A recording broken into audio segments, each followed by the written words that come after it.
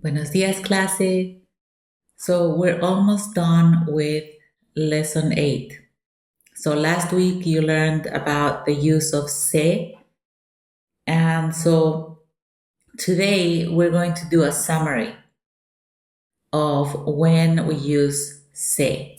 As you know, se is a pronoun, and the first thing that might come to mind is when we say, for example, we're talking about somebody and we say se maquilla.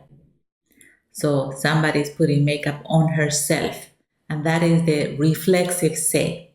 We use that with reflexive verbs. That's when in a sentence a person does an action or performs an action, and that action comes back to that person. As in when somebody sits themselves, se sienta, se baña, se peina, se viste, etc. Another use of se is the reciprocal se. That is when we're talking about two people doing something that impacts each other. As in, when we look at two people that are saying hello, we can say, ellos se saludan. And that means that one person is greeting person B and person B is greeting person A. So reciprocal. Se miran, se abrazan, se besan, etc. We also use se in passive constructions, as you can see in the example, la casa se vendió. We're not saying el agente de bienes raíces vendió, right? In that particular construction, it's passive. We're not saying who did the action verb. So that would be the passive se. Moving on, we have the se when we use it as an indirect object pronoun in front of a direct object pronoun. As in when we say, las pulseras se las presté a Adela. Ese se refiere a Adela. It was to her that I lend the bracelets. O no quise decírselo a Manolo. Decir celo. Ese se refiere a la tercera persona. También puede ser a ellos, ¿verdad? Por ejemplo, los chocolates se los di a ellos. Ese se refiere a ellos.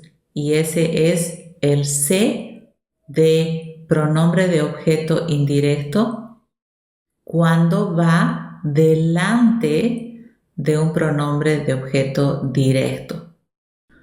We also have the accidental or unintentional se.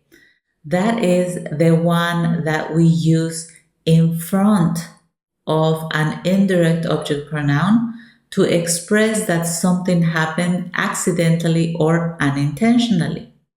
As an example, a mi hermana se le olvidó tu dirección. Ese le se refiere a mi hermana, pero ese se marca que fue sin intención, sin querer. Finalmente, tenemos el se impersonal.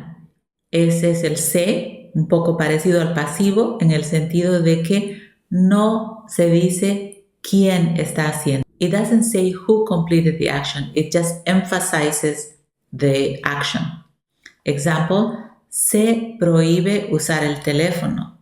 O en mi país se hablan varios idiomas. So we've just seen all of the instances of the pronoun se.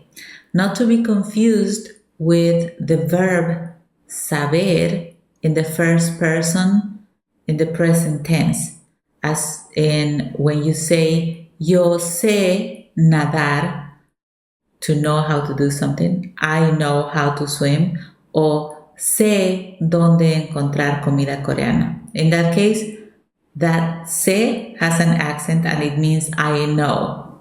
Also, the imperative tense of the verb ser when I'm encouraging you to be something. as when I say, for instance, sé buena estudiante.